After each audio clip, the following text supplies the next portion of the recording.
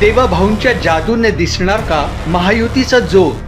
शिंदेची शिवसेनेला ठाकरे बंधू लावणार घोर. राजकारणातून काँग्रेस होणार का नामशेष? साहेबांच्या पक्षाचा दादा करणार का घात?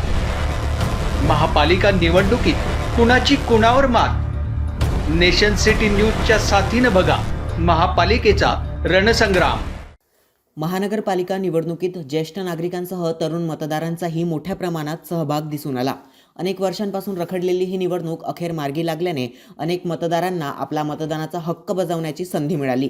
या निवडणुकीत तरुण मतदारांची संख्या लक्षणीय असून आपला लोकप्रतिनिधी कसा असावा याबाबत त्यांच्या प्रतिक्रिया देखील समोर आल्या आहेत.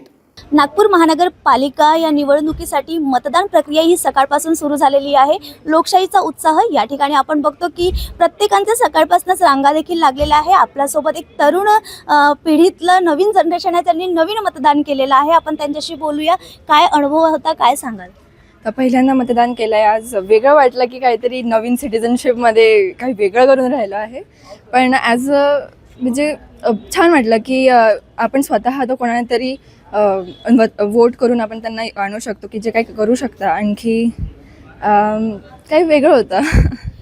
एक प्रश्न हा राहील माझा की नवीन मतदान आहे, मतदान करताना आपण कुठल्या तरी एका पर्सनला चॉईस केलं, काय विचार आला त्या क्षणी? आता